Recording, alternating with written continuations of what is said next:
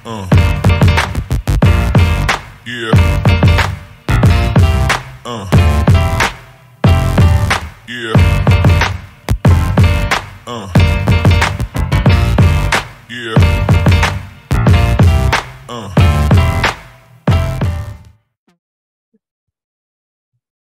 Nah, oleh karena itu penting bagi kita untuk belajar tentang astrofisika. Hukum pancaran atau istilahnya informasi benda-benda dari langit yang berupa gelombang elektromagnetik ini bisa kita pelajari lewat hukum pancaran. Mungkin sekilas kalian mengetahui tentang magnitudo, tentang fluks bintang, luminositas bintang. Nah, itu merupakan besaran-besaran fisis dari pancaran bintang-bintang ataupun eh, istilahnya kayak seperti namanya gelombang elektromagnetik yang diberikan oleh benda-benda langit gitu. Nah, oleh karena itu perlu sekali secara fundamental mempelajari hal-hal tersebut.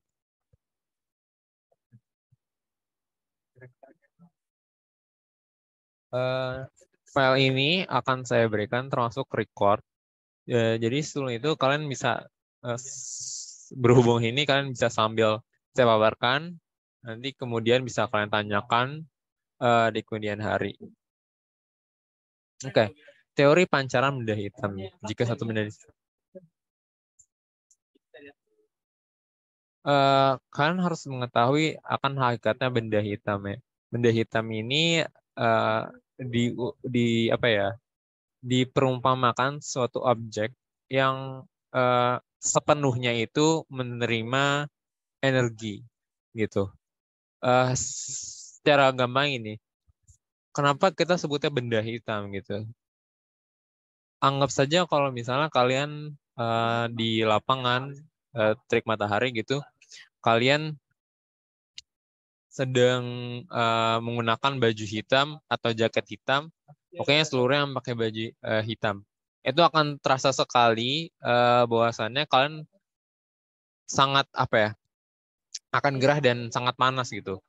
Sedangkan ketika kalian menggunakan baju warna lain seperti putih, biru atau lainnya pun itu kalian akan merasa tidak sepanas kalian menggunakan baju hitam. Ini bisa kita pikirkan karena sejatinya hitam itu adalah warna yang menyerap objek secara full gitu, secara sepenuhnya. Sedangkan misalnya ada benda atau kotak depan kalian itu berwarna biru. Kenapa benda tersebut bisa berwarna biru? Itu bukan karena kotak itu eh, ya sejatinya punya warna biru, bukan. Tapi karena dia itu mencerap semua cahaya. Cahaya itu kan sejatinya adalah monokromatik, polikromatik, yaitu mempunyai rentang radius atau rentang panjang gelombang merah, hijau, kuning, biru, merah sampai biru gitu kan. Nah, untuk benda misal warna biru, itu dia sejatinya adalah benda yang menyerap semua panjang gelombang warna visual kecuali warna biru. Yang warna biru dipantulkan sehingga kita bisa melihat benda tersebut warnanya biru. Itu sama juga seperti daun. Daun kenapa bisa berwarna hijau gitu? Karena dia secara klorofil yang menyerap cahaya itu dia menyerap cahaya panjang gelombang kecuali panjang gelombang berwarna hijau gitu. Sehingga kita bisa melihat daunnya itu berwarna hijau. Nah, kasus untuk benda hitam itu dia melihat bahwa dia menyerap atau mengabsorb panjang gelombang itu secara kontinu komprehensif atau keseluruhannya gitu. Dari panjang gelombang merah sampai panjang gelombang biru. Itu untuk teori kita memahami tentang benda hitam. Jadi di mana dia benda hitam adalah sebuah benda yang menyerap atau yang mengabsorb seluruh panjang gelombang elektromagnet. Karena dia menyerap seluruh energi, kalau misalnya kalian paham tentang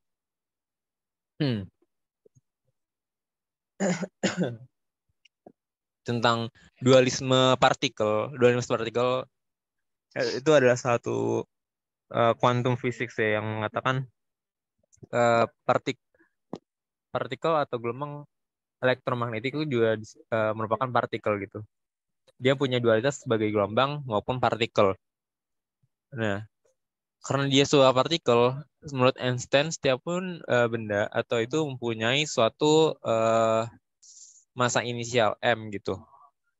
Dan uh, istilahnya dia tentu uh, mencarkan energi kan, dia mengasap energi. Tentu dari energi itu secara apa ya? Secara besar itu bisa berubah bentuk ya, kita pahami dari SMP atau dari SD bahkan.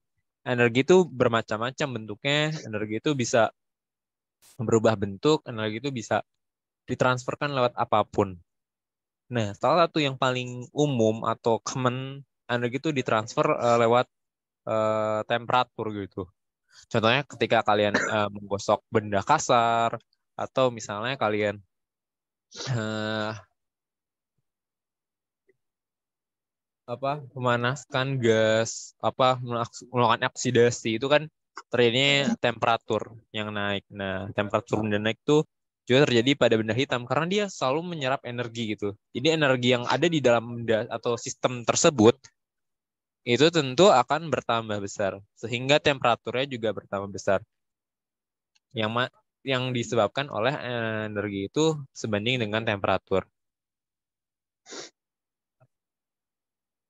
Tapi pada kenyataannya benda hitam itu tidak pernah terjadi dan tidak ada yang seutuhnya terjadi. Kenapa? Nggak ada yang tahu. Karena kita tahu bahwasannya benda itu selain pun dia menyerap, dia juga memancarkan kembali. Baik itu dia memancarkan secara internal ataupun ternyata ketika dia masuk dia terpantulkan. Jadi dia tidak masuk gitu. Seperti kita melihat bahwasanya tidak sejatinya benda itu tidak ada yang hitam sempurna gitu. Mungkin bisa ke black atau misalnya ke blue, ke green gitu. Nah, pada rentang itu terdapat panjang gelombang yang memancarkan panjang gelombang tersebut gitu. Jadi energi tidak full terserap ke dalam benda tersebut, sistem tersebut gitu.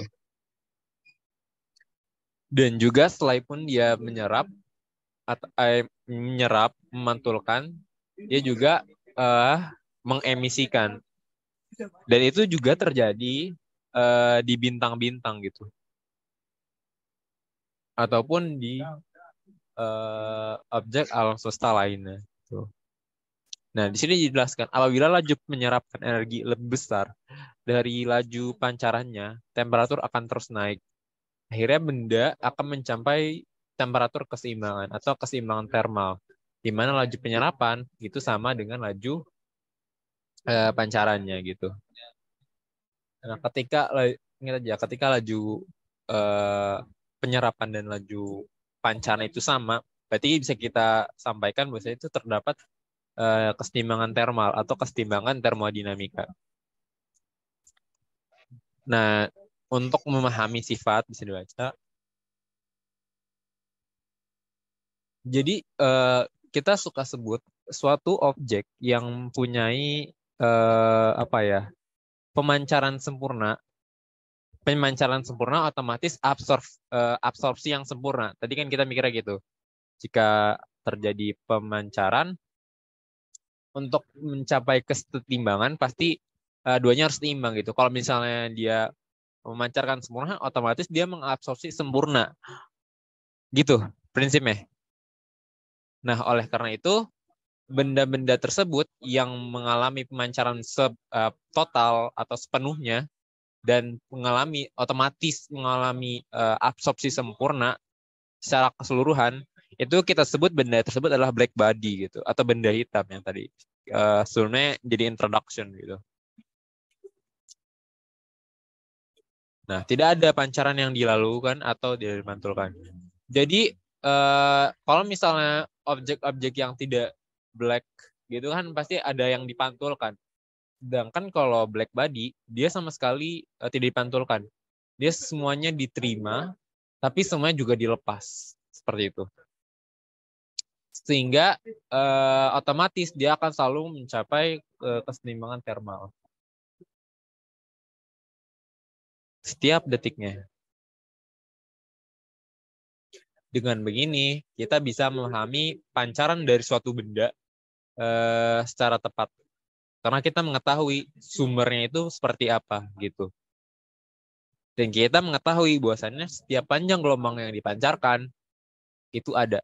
Tidak ada yang terpantulkan atau terabsorpsi dan apa ya? Terabsorpsi absolut gitu. Tidak terlepas gitu. Karena kalau misalnya dia menjimat terus, ya otomatis benda tersebut tidak setimbang gitu.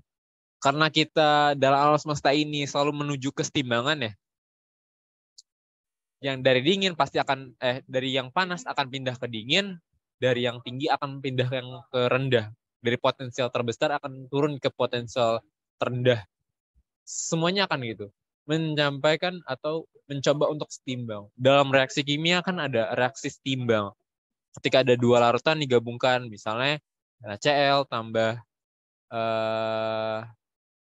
atau misal apa ya? Ya misal NaCl tambah H2O jadi apa? Itu akan mencoba menjadi struktur kimia yang baru yang setimbang. Karena alam semesta ini menuju kesetimbangan itu dibahas dalam hukum teori termodinamika yang sebenarnya udah diajarin gitu.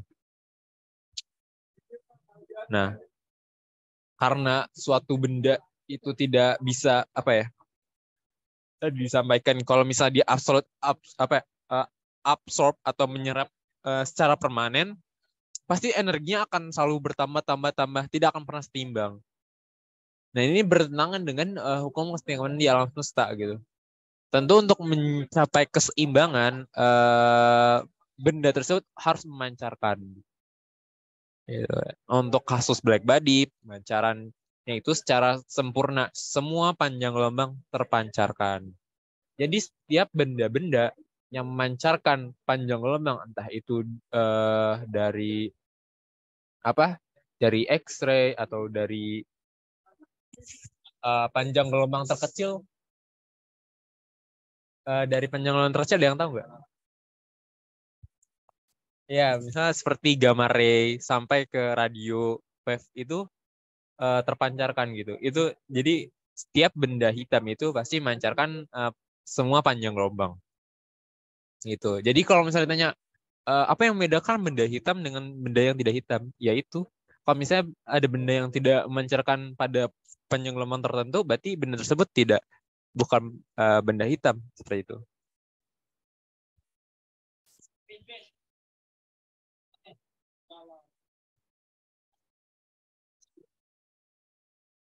Oke, sebelumnya ada yang mau ditanyain dulu nggak?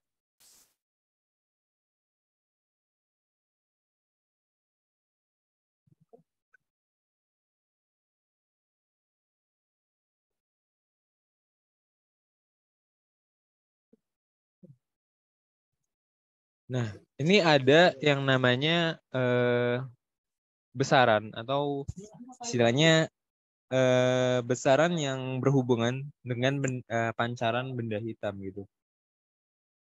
Yaitu pancaran itu ternyata sangat berkaitan dengan suatu dimensional.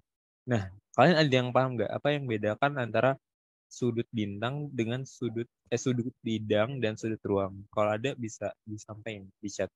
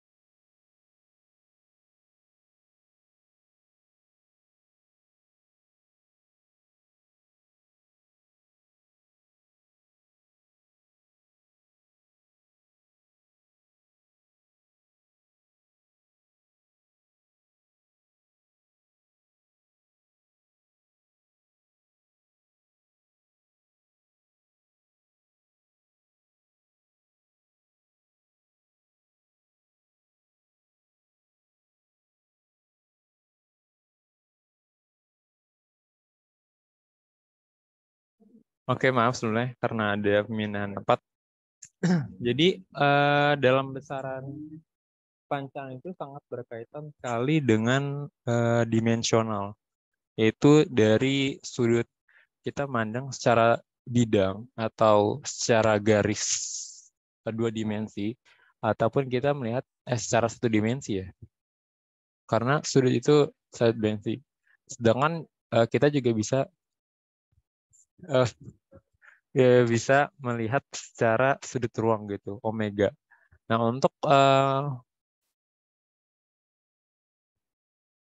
untuk melihat sudut bidang itu bisa melihat kita bisa menghitung secara tangan gitu, depan per miring gitu. Sedangkan untuk sudut ruang kita bisa melihat ini luasan penampang dibagi dengan jaraknya gitu R. Gitu ya. Kalau S tuh mungkin luasannya gitu.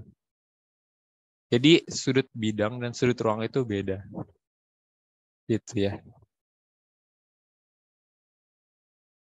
Kita next. Nah,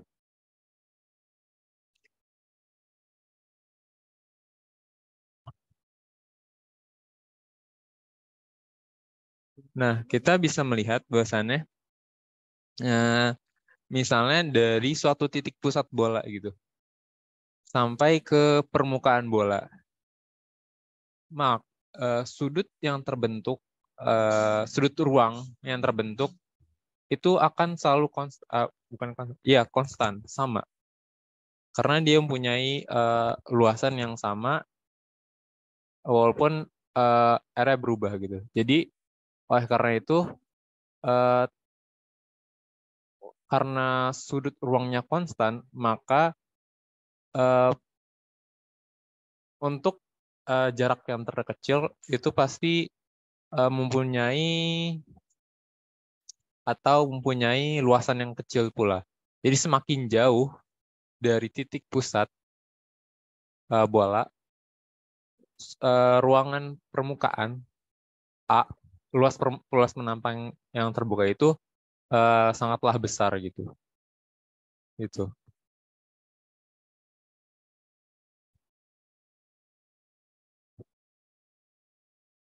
Nah, ini bisa dilihat bahwasannya di A itu adalah luasan yang diarsir itu sama dengan R kuadrat. Jari-jari dari bola dikali sin theta. Yaitu itu adalah sudut yang terbentuk antara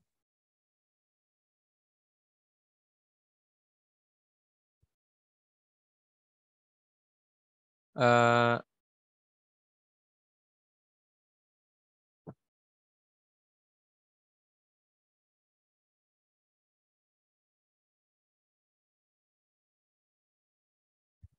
eh, apa bis-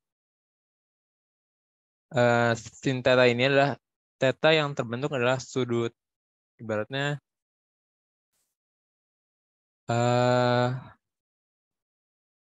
sumbu sumbu vertikal yang ada dari bola ke jari-jari yang terbentuk dari luas luas penampang gitu. Tentu akan mengalami perubahan, ya kan? Perubahan d theta ini yang inilah yang disebut dengan sebenarnya salah. Sedangkan d theta ini adalah theta ditambah dengan sudut antara jari-jarinya ke pusat luas penampang gitu. Tentu kan luas penampang kan semakin besar ya. Maka terjadi adanya penambahan d theta. Bahkan di sini ditulis, makanya di sini ditulis, bentar. Makanya di sini tuh ditulis d theta gitu. Karena ini tuh theta, theta ini akan selalu sama gitu. Sampai manapun akan selalu sama. Tapi ketika dari sudut R ke titik luas menampang, ini kan ada penambahan theta gitu. Mungkin di titik awal ini ya berupa theta saja. Tapi makin ke permukaan ini ada penambahan theta yang secara konstan gitu. Yaitu d theta. Nah, itu kita dapat d theta di situ. Bahkan dp ini adalah sudut yang terbentuk sudut horizontal gitu. Sudut horizontalnya dari yang ditinjau dari sumbu vertikal bola seperti itu. Sudut ini. Dan dia akan berubah gitu. Karena semakin menuju, kalau kita bahas tata koordinat ya, semakin menuju ekuatorial, dia theta itu akan semakin besar gitu. Dengan lintang yang sama. Gitu. Ini kan kecil banget ya. Ini makin besar, di ekuatorial itu paling maksimum. Terus mengecil lagi gitu. Nah, ini matematis banget gitu. Untuk mendapatkan luas ruangan dari suatu permukaan lingkaran, itu bisa dituliskan seperti ini. Oke, kita next aja.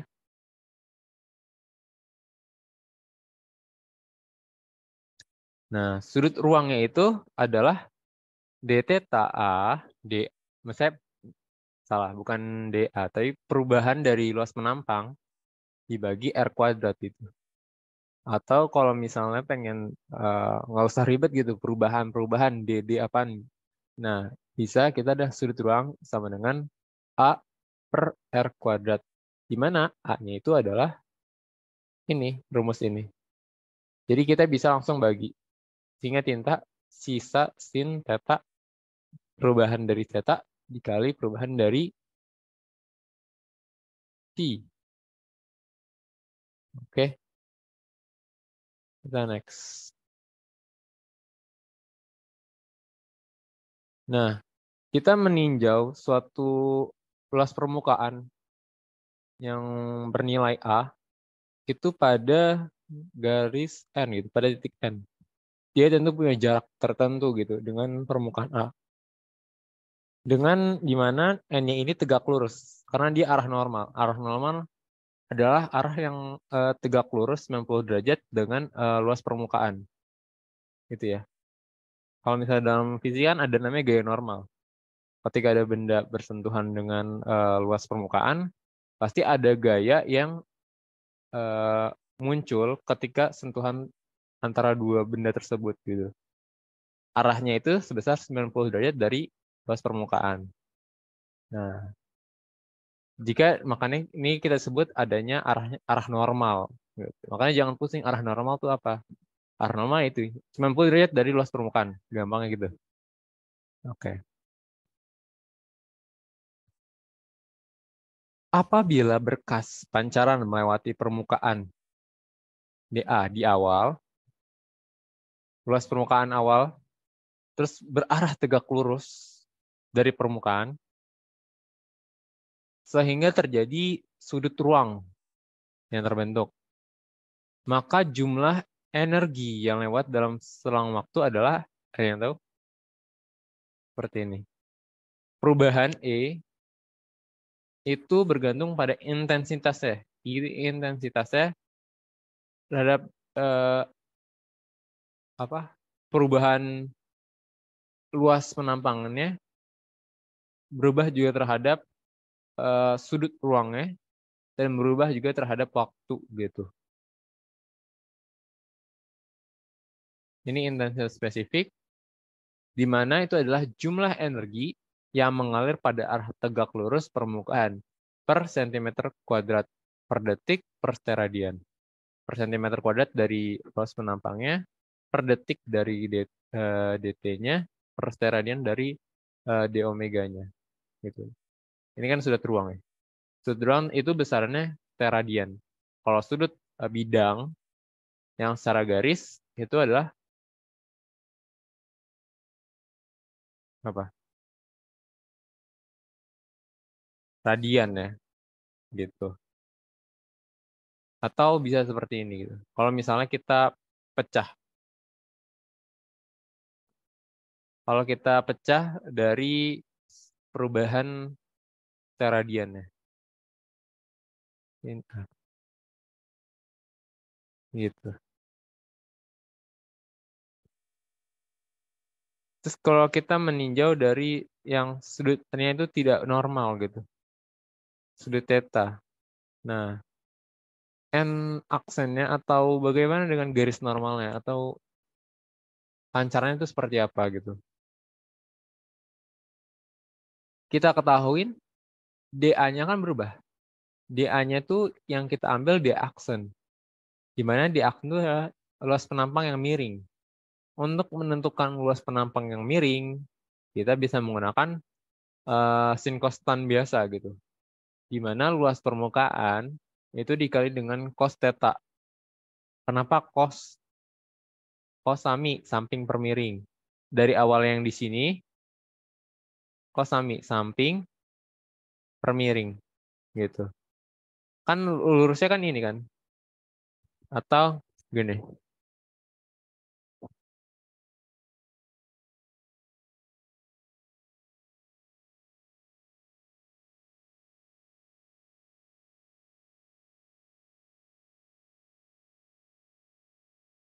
Sampingnya itu ada aksen. Yang ini. Yang miring gitu kan. Sampingnya yang tegak lurus. DA dong. Gitu kan. Sedangkan yang miringnya yang D aksen gitu.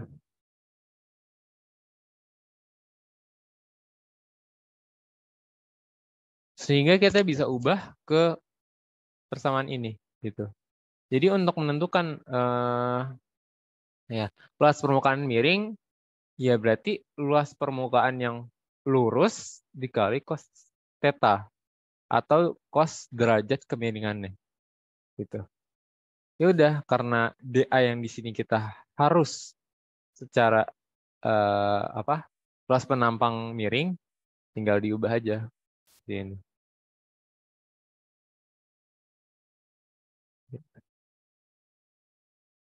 Seperti ini. DA sen. Nah, tapi kan kita ini DA aksennya belum diubah untuk DA karena biasanya yang diketahui bukan yang sudut yang miring dong. Maksudnya bukan luas penampang yang miring, tapi luas penampang yang tegak atau yang lurus. Nah, jadi kita tambahin nih. Seperti ini. I cos theta sin theta perubahan dari kemiringan. Ini theta yang beda ya. Ini theta dari penentuan luas gitu. Yang cos theta sin theta itu lain. Tunggu sebentar. Apakah sama atau beda? Tunggu kita hapus dulu.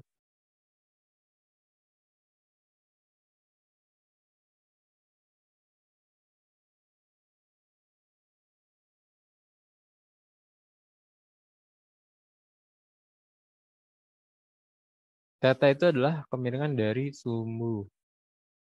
Oke, bisa dipahami dari sumbu vertikal. Oke, terus ada theta lagi yang menggambarkan kemiringan ketika luas permukaan itu terpancarkan. Nah, seharusnya theta yang ada di untuk perhitungan secara aman ya, kita harus membedakan antara cos theta yang di sini dengan sin theta d theta, gitu kan.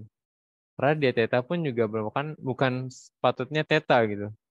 Ini adalah perubahan theta, perubahan penambahan dari sudut kemiringan gitu. Jadi agak-agak tricky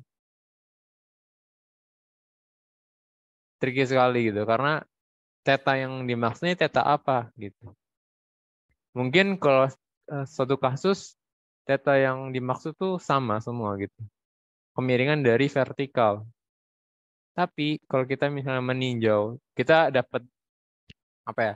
Dapat case, dapat gambaran bagaimana pancaran itu terarahkan. Nah, kita harus memahami gitu. Theta yang digunakan itu apa? Gitu ya.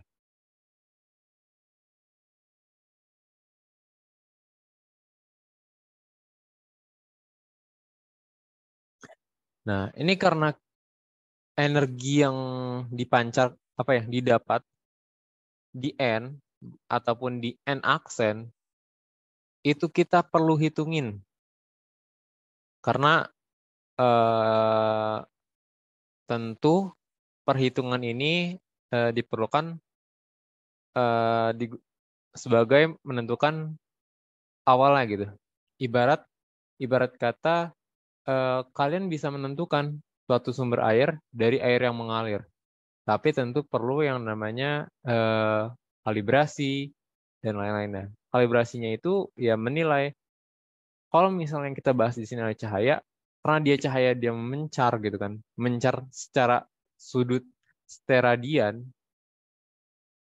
ternyata itu berdampak terhadap intensitas spesifiknya.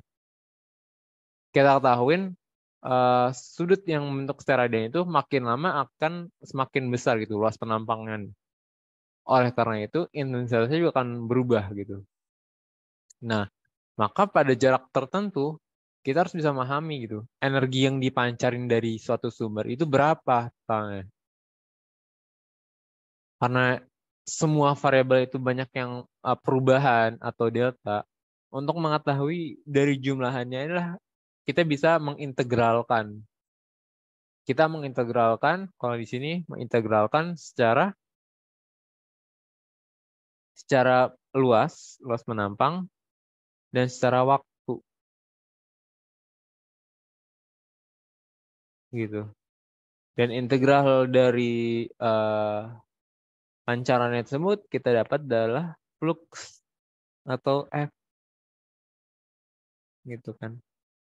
I cos theta sin theta d theta d dp kita integralin dua kali gitu. Secara luas penampang dan secara waktu. Flux pancaran. Didapat bahwasannya dari integral ini adalah pi kali intensitas. Nah, ini bisa kalian buktikan ya. Tentu ini bermain sekali dengan apa ya, kalkulus atau matematika dari integral gitu. Pancaran yang keluar ini atau flux sering ditulis dengan F plus untuk membedakan dengan pancaran ke dalam gitu. Karena kita menilai dari sumber memancarkan keluar gitu. Karena sumber memancarkan keluar berarti F plus. Tapi ketika ada sumber mendapatkan pancaran dia F minus gitu. Untuk itu apa ya? Sebagai arahan aja gitu, tinjauan arahan.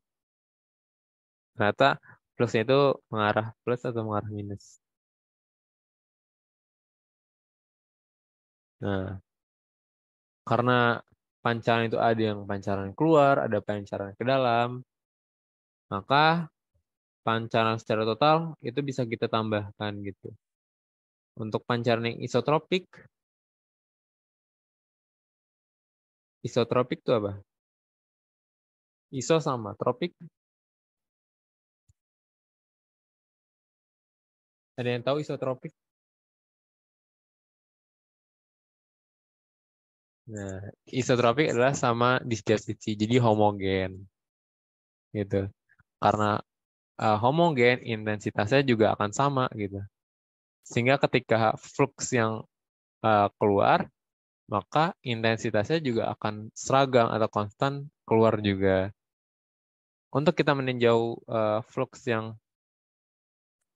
yang masuk, intensitasnya juga itu yang masuk, gitu ya.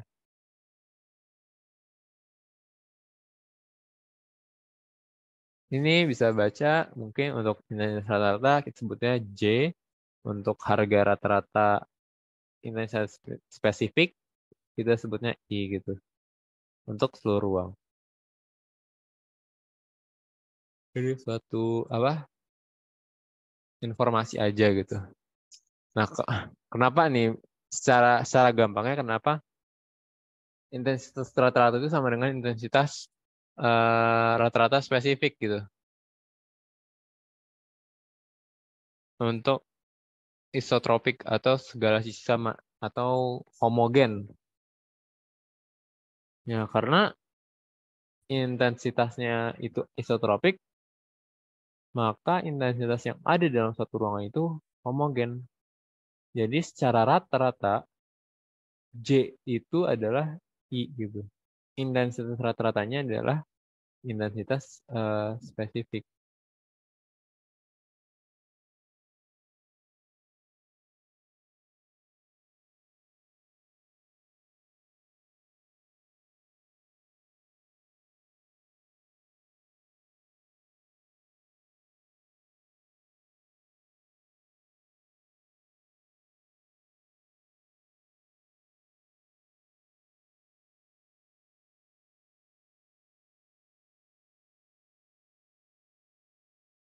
Nah, ini saya bacakan saja.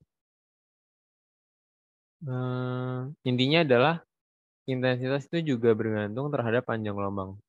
Karena yang kita bahas selama ini adalah suatu pancaran dari panjang gelombang elektromagnetik.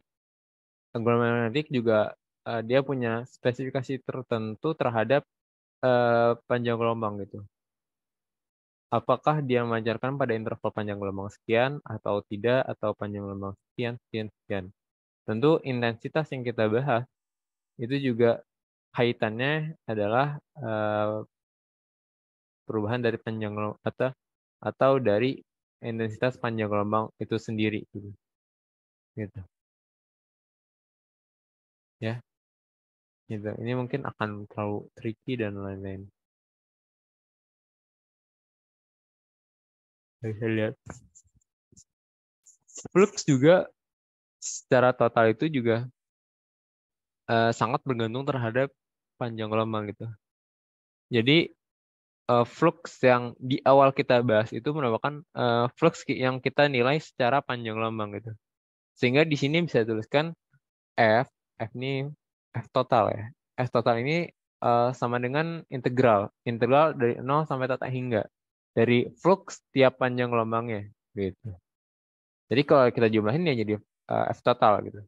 Dari persamaan ini bisa diidentifikasikan bahwasannya flux yang kita bahas adalah flux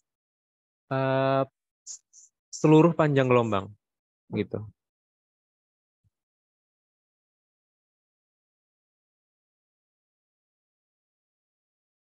Nah, karena kita bisa menuliskan seperti ini, seperti panjang gelombang, kita bisa memisahkan part by part gitu. Karena integral itu kan misalnya dari 0 sampai tak hingga. Kita bisa membuat integral itu misalnya integral x dx dengan batasan 0 sampai tak hingga. Kita bisa menuliskan seperti ini. Kita bisa menuliskan integral, misalnya kita pengennya sampai 50 aja. Berarti integral 50 x dx ditambahin integral dari 50 sampai 100. Itu tidak menyalahkan integral kan?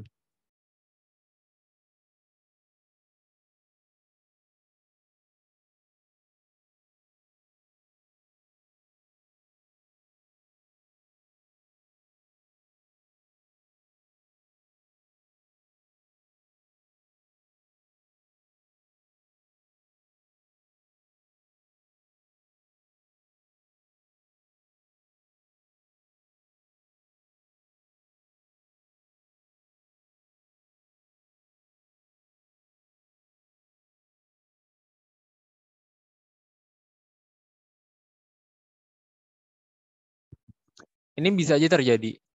Intinya di dalam integral itu kita bisa memotong sesuai interval atau ya interval yang kita inginkan gitu. Ini kan kita membuat 0 sampai 50 berarti kita membuat integral panjang gelombang 0 sampai 50 karena ini tinjauannya terhadap panjang gelombang ya. Kan D lambda gitu. Berarti ini kita mengintegralkan suatu flux panjang gelombang dari suatu interval panjang gelombang gitu. Kalau oleh karena itu bisa saja ada statement bahwasannya flux pada panjang gelombang 0-90 itu 0 gitu. Gitu. Sehingga flux yang dimaksud ini bisa saja rata, tapi flux total ini meninjau dari seluruh panjang gelombang. Seperti itu.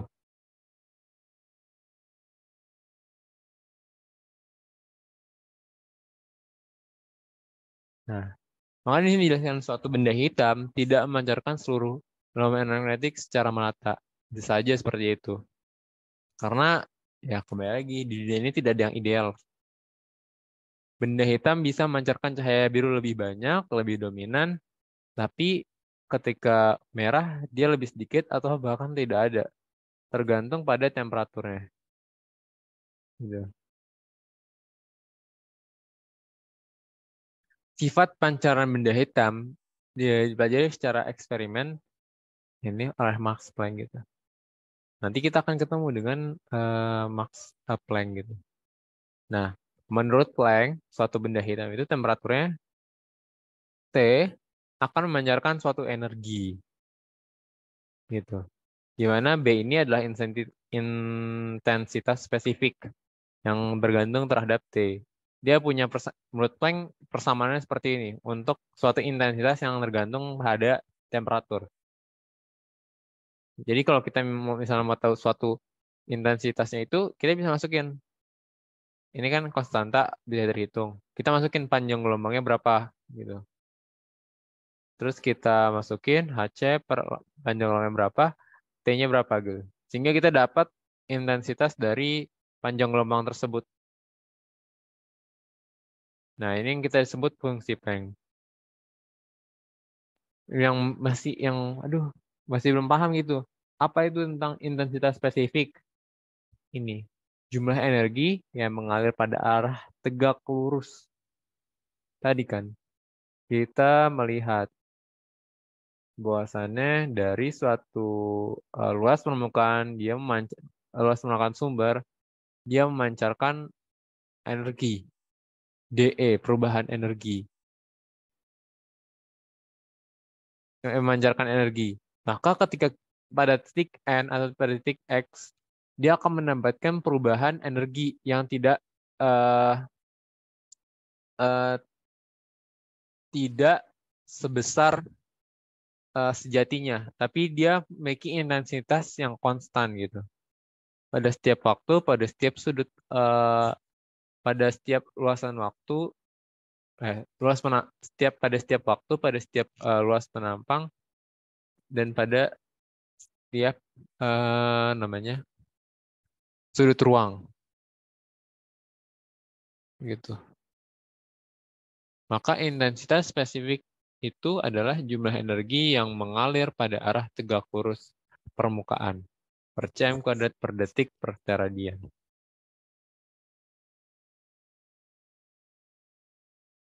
Dari sini ada yang mau ditanyain dulu nggak?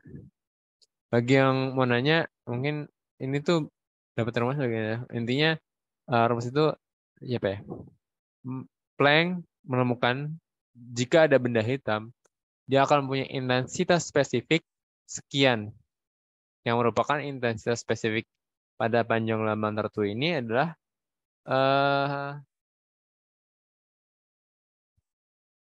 mempunyai fungsi dari temperatur.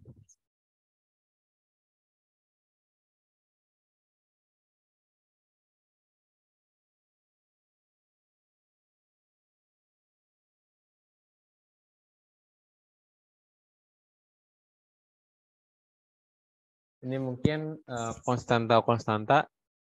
Jadi yang ini adalah tetapan Planck, H. Kalau di kalkulator saintifik yang udah terbaru itu biasanya udah ada konstantanya, H. Max Planck. Nilainya sangat-sangat kecil ya, karena dia, tapi ini dalam satuan ini ya, CGS, bukan satuan SI. 6,625 kali 10 pangkat minus 27. Minus 27 itu sangat kecil ya. Terus ada K itu tetapan Boltzmann. dengan besar 1,38 kali 10 pangkat minus 16 erg per Kelvin. Dan kecepatan cahaya 2,9898 kali 10 pangkat 10 jam per detik. Kalau meter 10 pangkat 8 ya. 10 pangkat 8 meter per detik. Nantinya adalah temperatur Kelvin.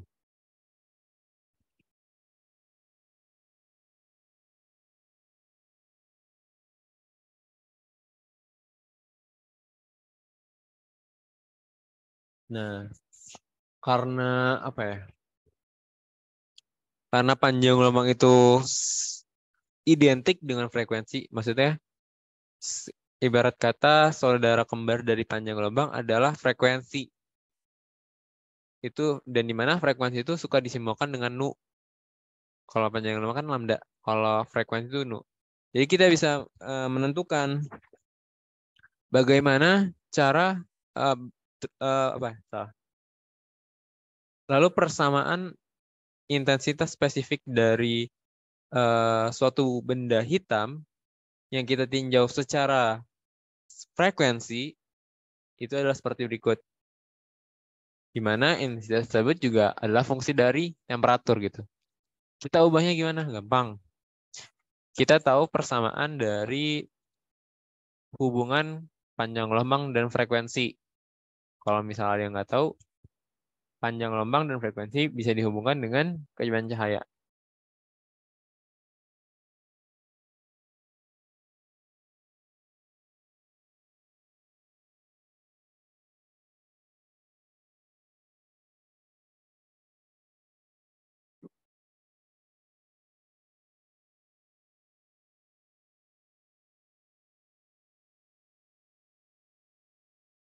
Kayak gini. C per nu. Itu lambda sama dengan C per nu. Ini udah, tinggal kita ganti semua lambda ini jadi nu. Jadi C per nu. Ini jadi,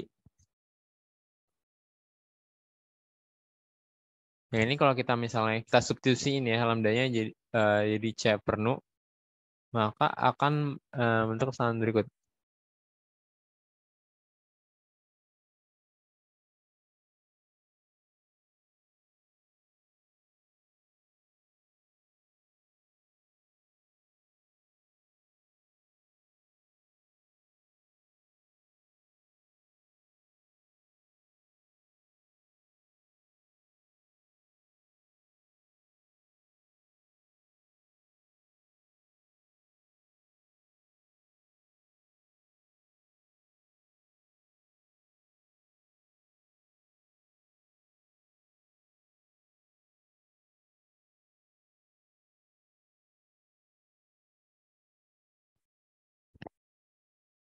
Ini salah ya, ini saya C per nu, bukan C per lambda.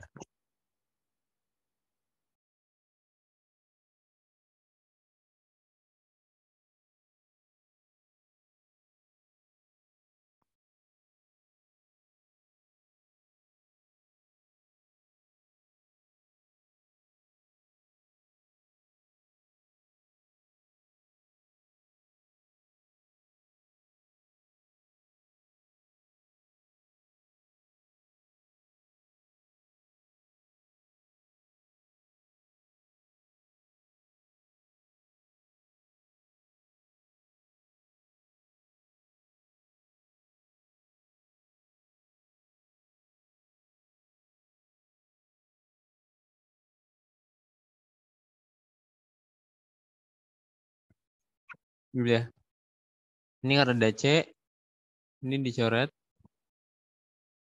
sehingga ini kan, EHC jadi EH nu per KT, karena C-nya ini coret. Terus ini 2H kuadrat, berarti ini ada C-nya. C kuadrat dibagi dengan C pangkat 2. Berapa tuh? C pangkat 2 kan? Salah. Iya kan? Ini pangkat 5 atau pangkat 3? Kalau pangkat 5, berarti nu-nya saya pangkat 5, terus naik sini. Jadi sini pangkat 5. Kalau misalnya C pangkat 5, berarti C kuadrat cat sini jadi C2 benar. Gitu kan? C3 dong. C pangkat 3. Ini. Sebentar ya, kita cek dulu. Konstanta Planck.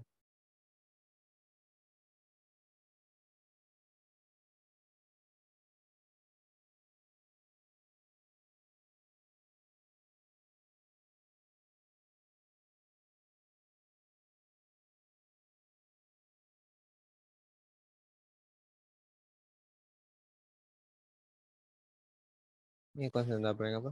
Sama Planck.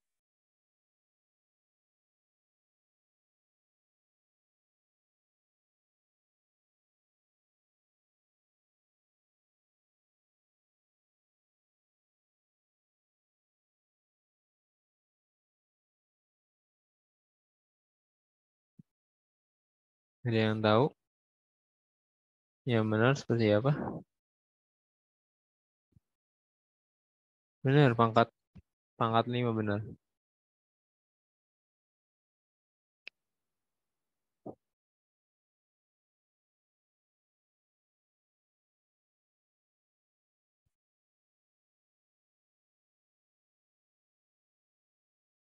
Kenapa bisa seperti itu?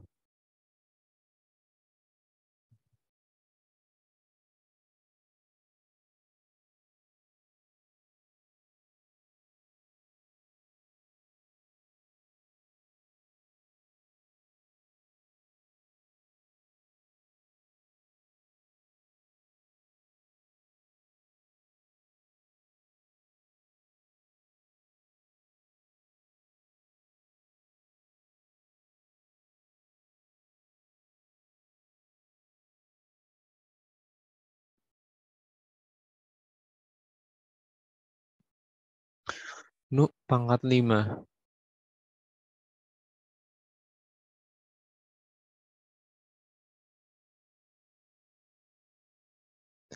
Ini untuk yang apa? Ruas ini udah benar kan? Yang per ini udah benar. Yang ini kenapa ketika kita ganti C per 2, C per nu, nah, ini C per nu, ini M per S. Ini per S. Cerat-cerat. Jadi seharusnya dimensinya benar. 2HC kuadrat C per nu pangkat 5. Seharusnya 2H nu pangkat 5 kan? H nu pangkat 5 per C pangkat 3. Gitu.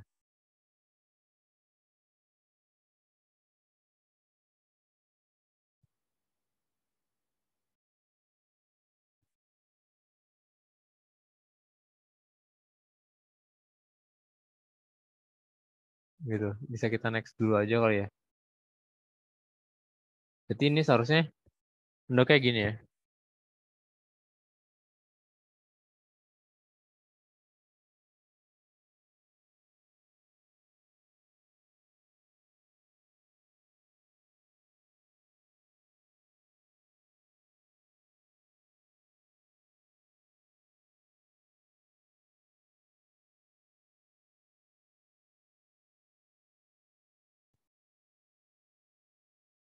Nu pangkat 5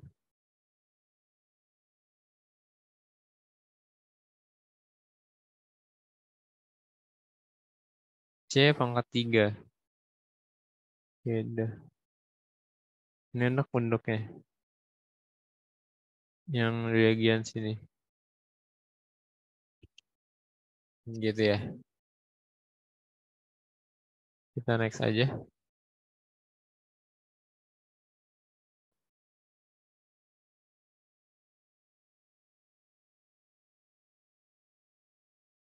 Nah, jadi dari persamaan tersebut, jika kita buat model matematikanya, secara grafik akan terbentuk seperti ini. Gitu. Ada untuk panjang gelombang sekian, maka dia akan bentuknya seperti ini. Salah. Untuk temperatur sekian, kan kayaknya fungsi terhadap waktu, fungsi terhadap temperatur ya. Nah, intensitasnya itu akan membentuk seperti ini, seperti ini, seperti ini, seperti ini. Gitu.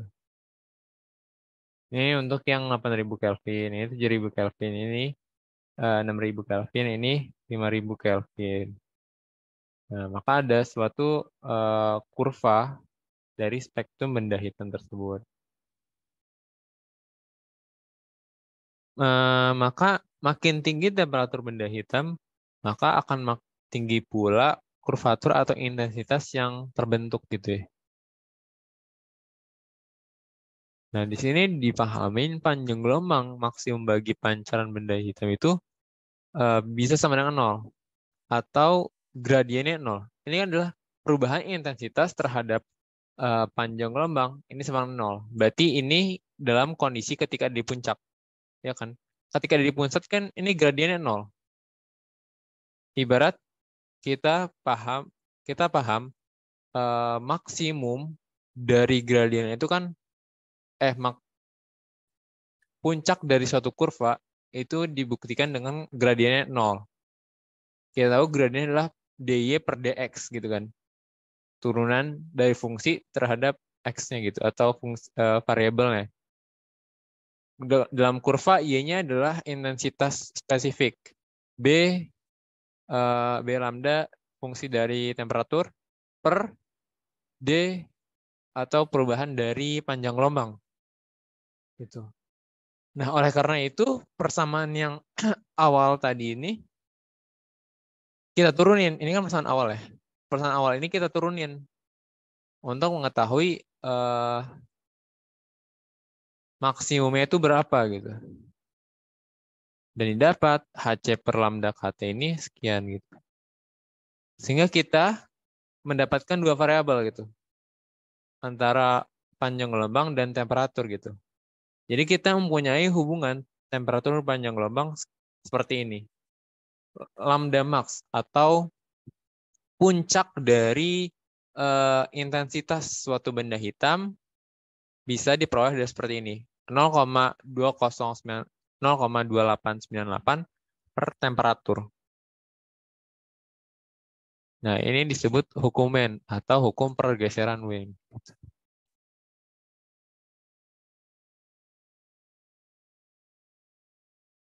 Gitu ya. Jadi kita bisa mengetahui panjang gelombang maksimum dari suatu benda hitam lewat dari temperaturnya. Begitupun sebaliknya, kita bisa mengetahui temperatur dari suatu benda hitam dari panjang gelombang maksimumnya.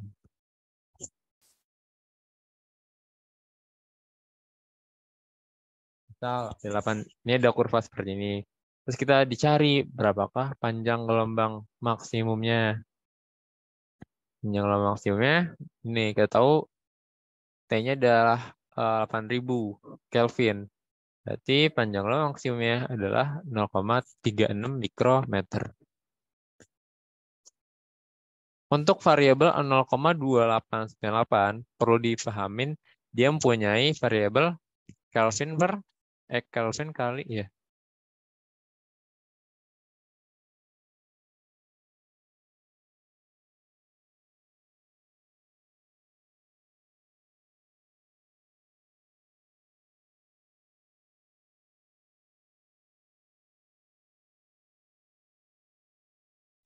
cm Kelvin gitu. Jadi kalau misalnya diubah ke meter, dia itu 0,002898 meter Kelvin. Satuannya ada di konstanta ini ya. Jadi konstanta ini mempunyai untuk konstanta 0,2898 dia mempunyai besaran cm atau cm kali Kelvin gitu.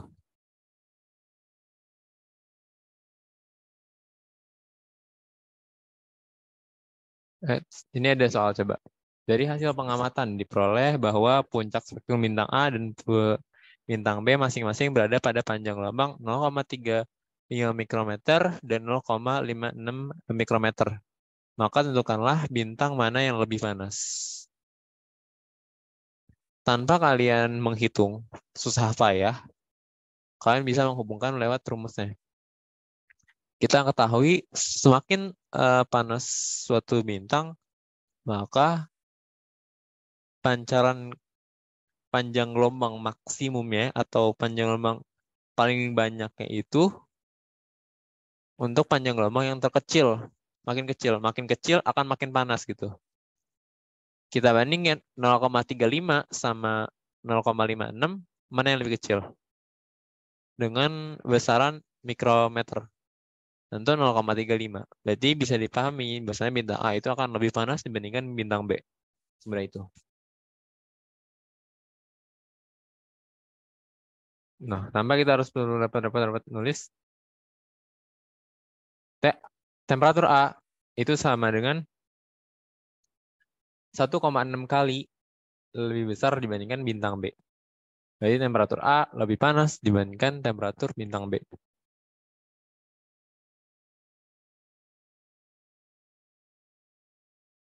Jadi bintang A lebih panas. Dari fungsi Planck dapat ditentukan juga aproksimasi distribusi Wann. Jadi dari fungsi Planck yang tadi intensitas panjang gelombang ataupun intensitas frekuensi, kita bisa mengetahui distribusi Wien dan maksudnya aproximasi distribusi Wien dan juga aproximasi dari Rayleigh engine atau distribusi Rayleigh engine.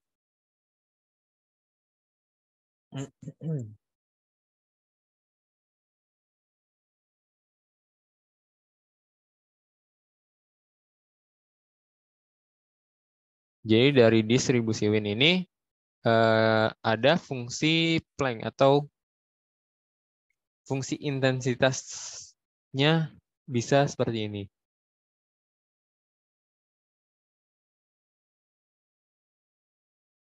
Ini pendekatan, cuman apa ya? Iya, ini kan aproksimasi gitu. Kita ketahuin ini dengan aproksimasi bahwasannya H Hanu per KT yang ada di sini, yang di awal banget, ini Hanu per KT atau HC per lambda KT ini lebih besar dibandingkan 1 gitu. Sangat-sangat lebih besar dibandingkan 1. Maka kita bisa membuat aproksimasi atau pendekatan. Jadi karena dia sangat-sangat besar, dikurangin 1 pun nggak akan mempan gitu. Ya percuma gitu. Jadi ataupun nilainya itu hampir mendekat. Ya sama aja kayak eksponensial dari HC per KT gitu. Jadi pengurangan minus 1 pun tidak akan merubah nilai eksponensial Hanu per KT. Jadi persamaan tadi itu bisa kita ubah. Ini yang fungsi intensitas terhadap frekuensi ya. Itu seperti ini. 2H Nu pangkat 3 per C kuadrat per min H Nu per KT. Tadi yang apa kita pikirkan kenapa beda ya? Seharusnya kan Nu-nya itu pangkat 5. Terus C-nya ini pangkat 3. Nah, kita ikutin dulu aja sesuai persamaan yang di awal. Karena ternyata setelah saya pikirkan untuk memindahkan, ya, ibaratnya untuk memindahkan atau menentukan intensitas dari namanya intensitas dari panjang gelombang ke frekuensi ini tidak semudah tadi ya. Itu satu yang. Ya, jika ada yang mau ditanyakan.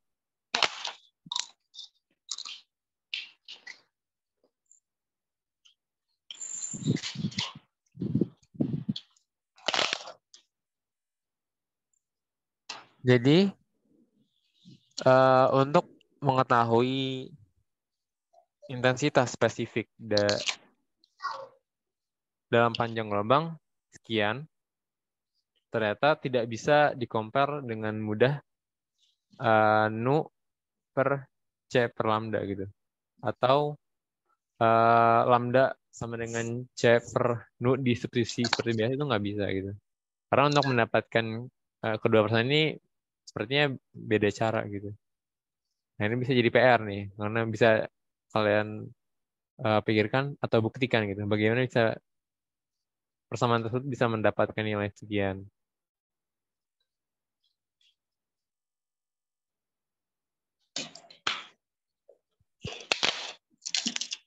Karena pas di search juga ternyata emang benar.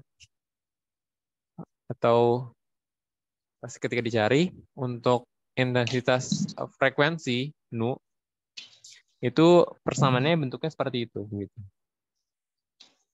Gitu ya. Lanjut. Tadi karena kita melakukan aproksimasi dengan anggapan Hanu per KT itu sangat-sangat lebih besar dari satu, maka ketika dikurangin satu ini tidak memberikan apa ya perubahan yang signifikan gitu. Jadi kita bisa aproksimasi atau menyamakan ketika eksponensial Hanu per KT ini kurang dari satu itu sama dengan ya Hanu per KT. Ketika tanpa dikurang pun nilainya tidak akan jauh beda gitu. Berarti eksponensial Hanu per KT ini sangat-sangat besar gitu ya. Ataupun untuk HC per lambda KT. Maka fungsi Planck tadi itu bisa diaproksimasi atau diubah menjadi seperti ini. Ini ada minus karena dia kan awalnya satu per sekian, terus jadi satu per eksponensial Hanu per KT. Maka untuk dia bisa naik ya Hanu per KT-nya atau pangkatnya jadi minus gitu ya. Atau kalau misalnya kita ninjau spesifik intensitas pada panjang gelombang. Berarti kan satu per eksponensial pangkat HC per lambda KT. Dikurangin satu. Diaproksimasi eksponensial HC per lambda KT. Jadi eksponensial HC per lambda KT saja. Kita naikin, jadi pangkatnya minus. Gitu. Itu untuk distribusi Wien. Untuk distribusi Rayleigh-Jean, bagaimana? Seperti ini. Ini untuk menilai HC Hanu per KT ataupun HC per lambda KT ini sangat-sangat kecil daripada satu. Maka aproksimasi atau pendekatannya seperti ini. Jadi eksponensial dari Hanu per KT itu tuh hampir sama dengan 1 ditambahin Hanu per KT. Untuk eksponensial HC per lambda KT itu mendekati 1 tambah HC per lambda KT. Sehingga fungsi yang terjadi adalah seperti ikut. Fungsi Planck atau intensitas spesifik dari frekuensi itu mempunyai nilai 2 Hanu kuadrat per kali KT per C kuadrat. Kenapa bisa gini? Karena kan ahlinya 2 Hanu pangkat 3 per C kuadrat kan. Terus dikali dengan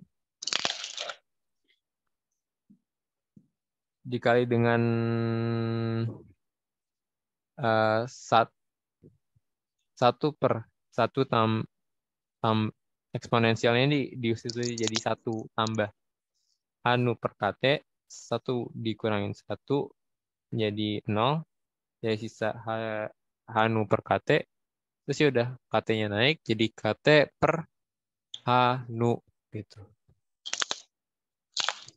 Sebentar ya.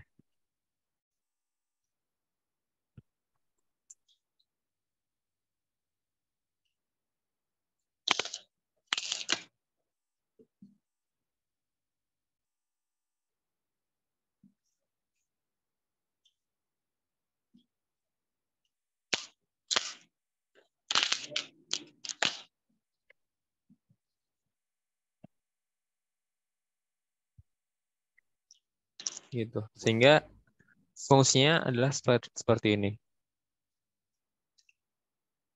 H-nya dicoretkan. Awalnya kan nu pangkat 3, jadi nu kuadrat aja. Terus juga untuk yang intensitas spesifik dari untuk panjang gelombang jadinya seperti ini. 2C KT lambda pangkat 4. Awalnya kan lambda pangkat 5. Tapi apa ya? Coret sama lambda yang di sini. Dari C-nya pun awalnya C pangkat 2 kecoret dengan C ini sama H-nya juga kecoret. Untuk KT-nya masih sama. Nah,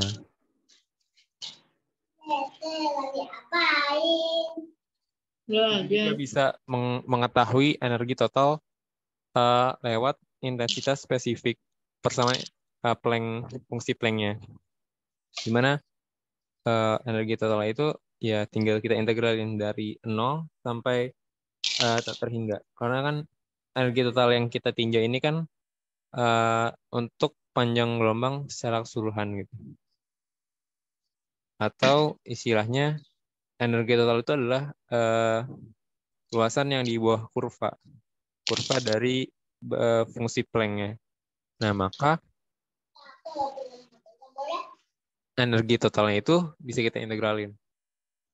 Kita ketahuin intensitas spesifik, kita tinjaunya yang panjang gelombang dulu, itu sama dengan 2Hc kuadrat per lambda pangkat 5, 1 per sekian ini. Terus kita integralin. Tentu semua konstanta 2Hc kuadrat ini bisa keluar.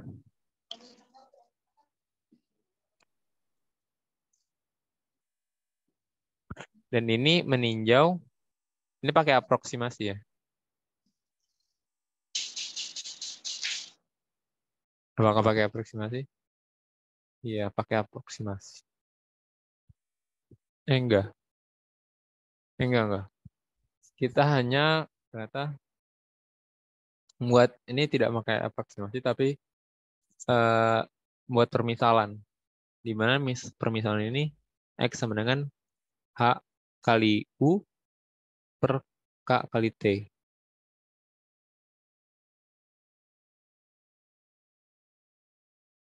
Di mana U itu adalah C per lambda. Oh, ini nu ya, nu, bukan U, nu. Jadi H nu per KT. Maka ini pangkat X. Kenapa bisa jadi X? Karena lambda ini diubah gitu. Lambda ini kan C. C per nu. Iya kan? C per nu. C pangkat 5 per nu pangkat 5. Dari nu ya disubstitusi.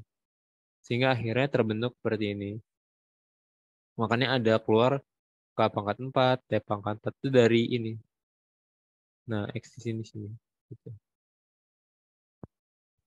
Apakah perlu saya ini aljabarkan?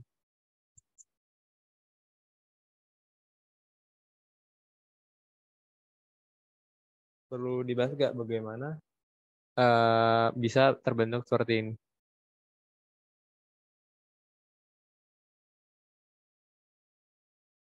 Apa ya? Kalian mungkin cerna dulu karena oke, betul.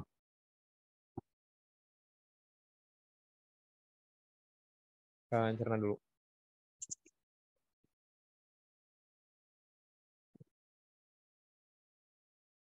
Kalau ini kita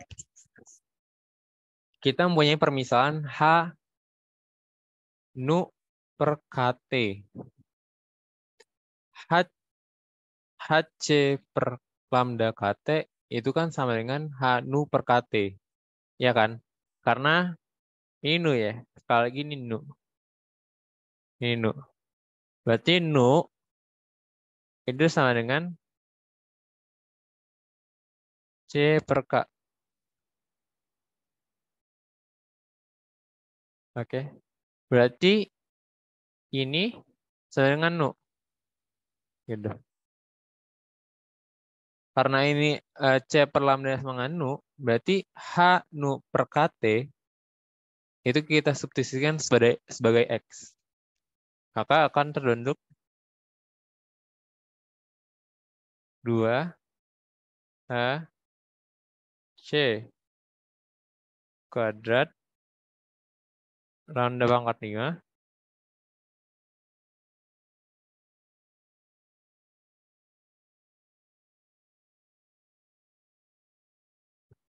dikali dengan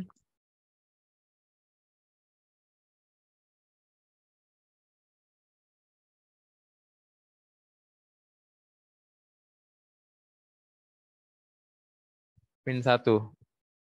Seperti ini kan. Karena C per lambda sekali lagi adalah nu. Yang ini. Tunggu, ini agak kurang.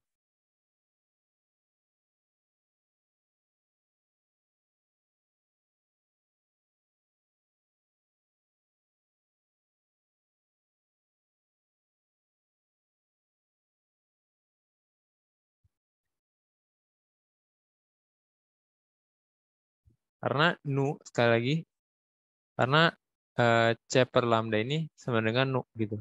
Berarti H nu per KT itu sama dengan X. Gitu ya.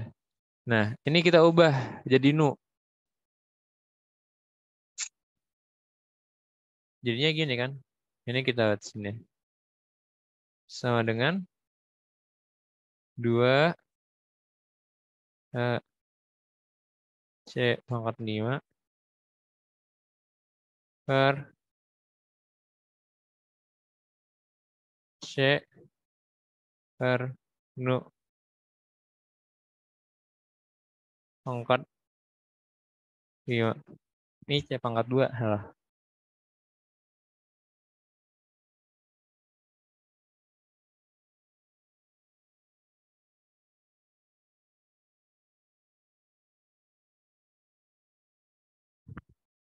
C pangkat 2. Dikali dengan 1 min X min 1. Ya kan? Dari sini, salah. Ini kan kita ubah ke nu ya. Soalnya ini bukan lambda, tapi nu.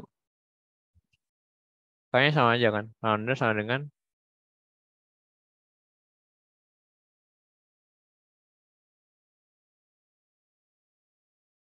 C per nu.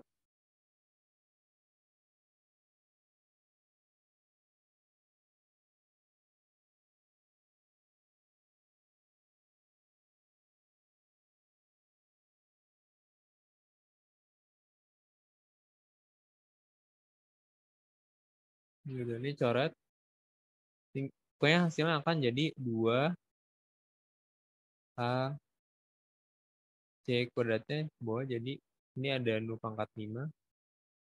Nu pangkat 5 per C kuadrat dibagi C pangkat 5. C pangkat 3.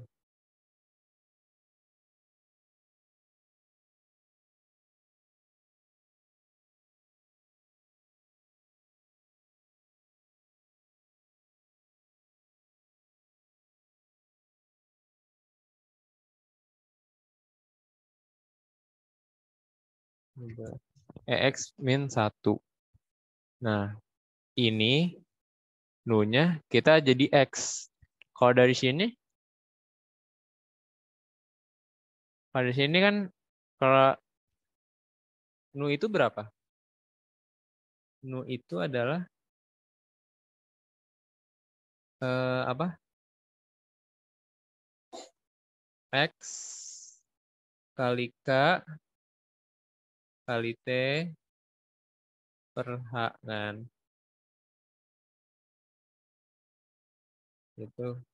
Maka ini juga jadi 2 H, nu-nya diganti XKT per H.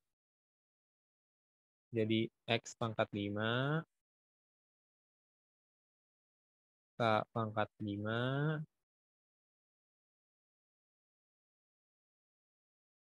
T pangkat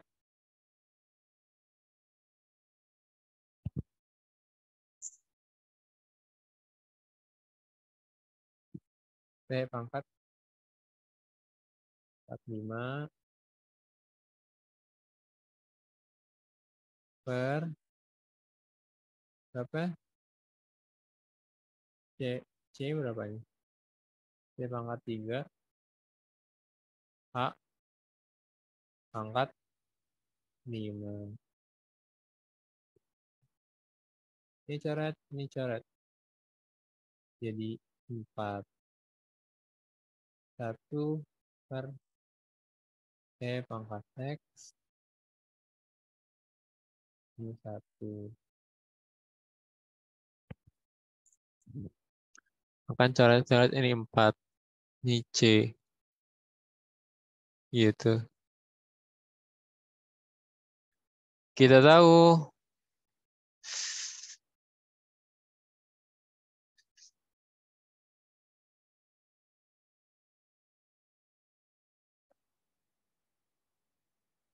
ternyata ini nggak diubah semua. Sepertinya sama aja. Maksudnya, Nggak usah ketik-ketik. iya kenapa?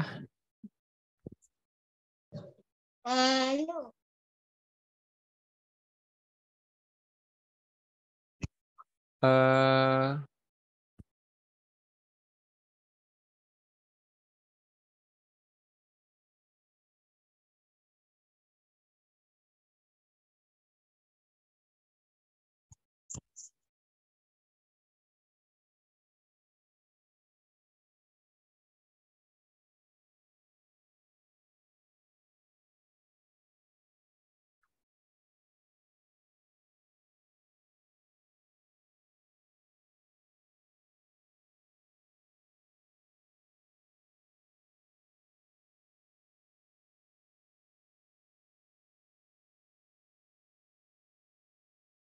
gitu ya.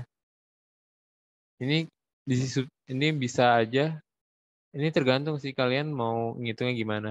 Intinya kalian adalah memisahkan X-nya ini eh pokoknya semua variabelnya itu jadi X. Jadi kita gampang meninjaunya gitu. Ini ini ada di X ya. Oh kan. Gitu. Ini kalau dari aku namanya seperti ini. 2 K pangkat 5 C pangkat 5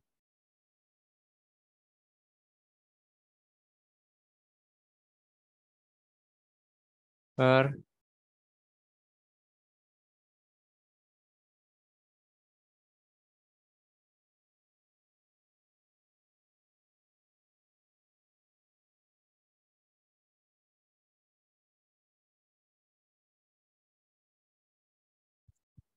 C pangkat 3.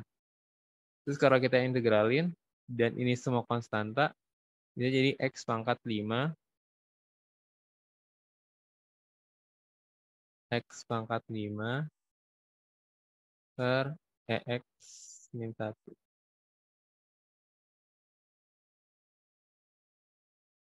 Gitu.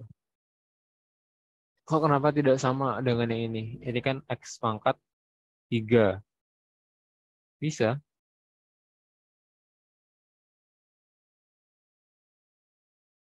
Kenapa? Kenapa bisa? Karena ini.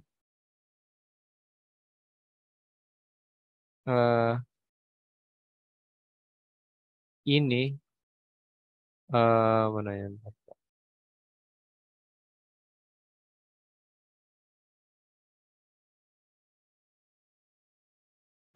H di sini jadi K kali T per H itu dengan X per nu kan. Nah, dari X per nu itu ketika dikali X pangkat 5 itu jadinya X pangkat 3. Gitu ya. Ini beda apa ya? Beda perhitungan aja. Tapi intinya adalah beda cara perhitungan. Intinya adalah kita membuat di mana dua variabel ini cuma ada satu gitu. Kan di sini kan variabelnya ada banyak kan. Ada lambda,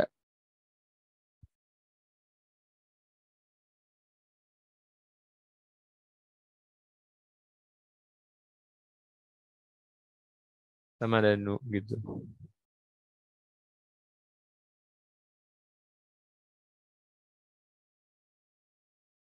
Coba kita next.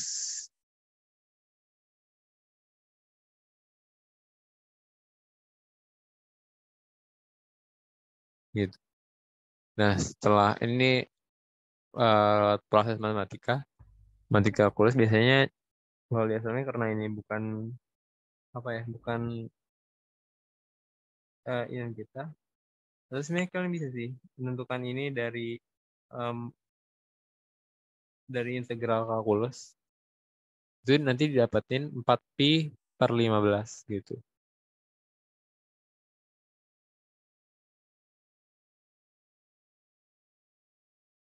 Nah, sehingga kalau 4pi/15 kita bisa tahu misalnya total dari eh, energi total yang dipancarkan itu adalah hmm,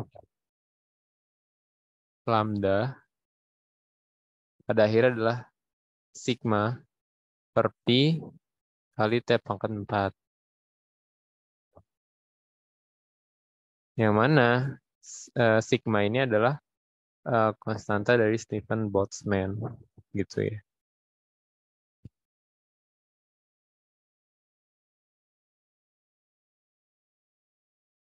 Nih, mungkin kalau apa kalian menggunakan cara yang aku ini X pangkat 5 ini akhirnya juga akan sama gitu.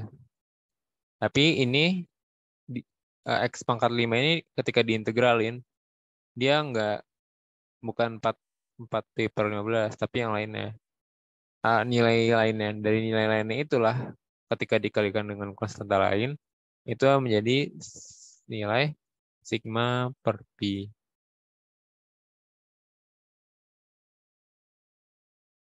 Nah, coba kita hapus dulu.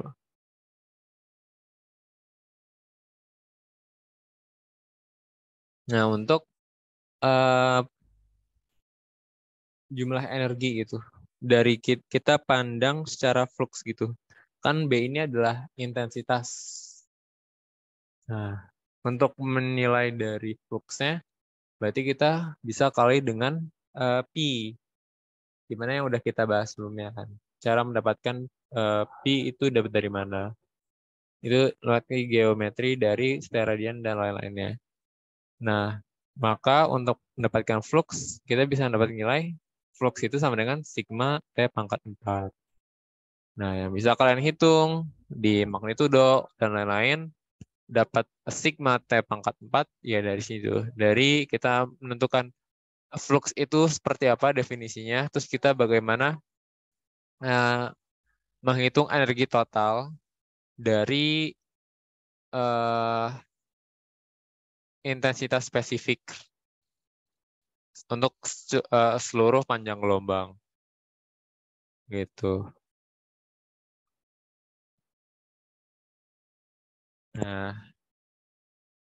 jadi ini bisa dikatakan untuk menghitung flux energi benda hitam bisa menggunakan rumus ini. Sigma kali T pangkat 4. Nah, apabila suatu benda berbentuk bola gitu, beradius R, kita tahu kan untuk menghitung luas. Oke, bentar. Jika ada suatu bola beradius R, terus dia memancarkan pancaran energi dengan temperatur awalnya itu T. Nah, kita bisa menghitung uh, energi yang didapatin di permukaan bola tersebut. Nah, itu kita sebut luminositas. Yang disebutin apa yang dilambangkan dinotasikan dengan L. Nah, dari situ di mana luminositas secara keseluruhan itu 4 pi R kuadrat kali V kali flux. 4pi R² itu apa? Luas permukaan bola. R adalah jari-jari, F-nya adalah flux. Dan flux itu yang tadi, kita dapatnya dari sigma temperatur pangkat 4. Gitu. Nih, misalnya ada bola dengan jari-jari R, kita mau tahu nih, energi yang didapatin di seluruh permukaan itu berapa totalnya.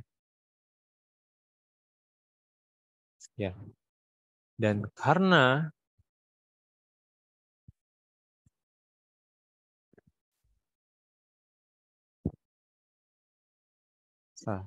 luminosity itu ini ya, energi yang dipancarkan keseluruhannya gitu. Keseluruhan dari satu bola, dalam satu permukaan bola itu berapa?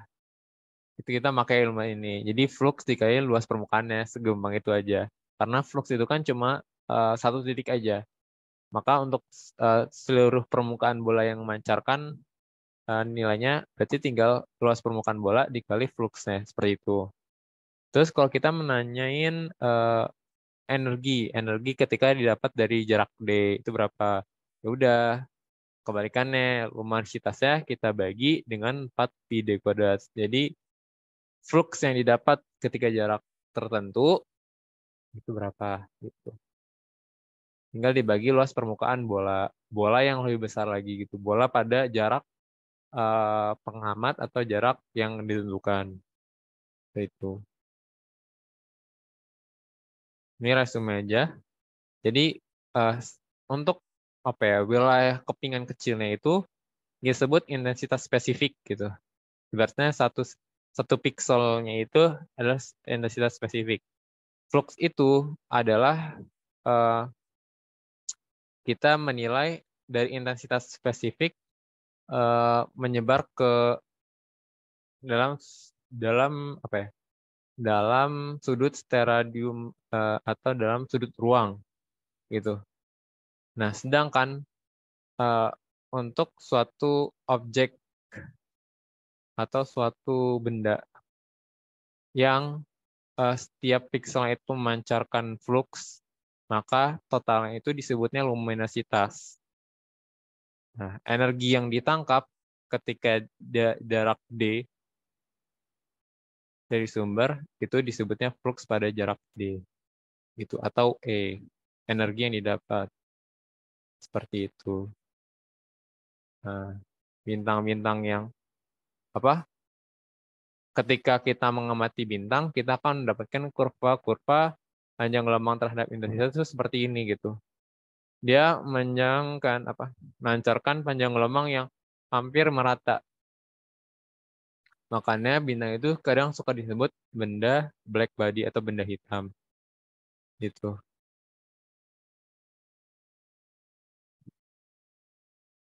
Nih, bisa lihat dari kurva-kurva. Biasanya kita bisa melihat kurva bisa menentukan benda hitam itu lewat dari kurva panjang gelombang terhadap intensitas.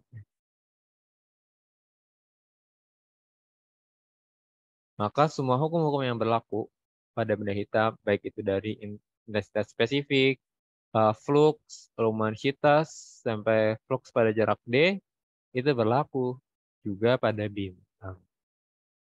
Flux pancaran, intensitas spesifik, jumlah energi, luminositas, semuanya itu bisa. Gitu. Ini contoh-contoh soal. Bisa kalian kerjain. Gitu. Adakah pertanyaan?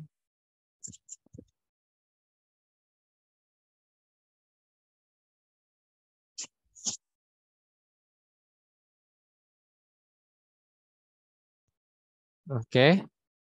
Karena sudah jam 3 lebih 6 menit, kita sudahi pertemuannya. Kurang lebihnya mohon maaf.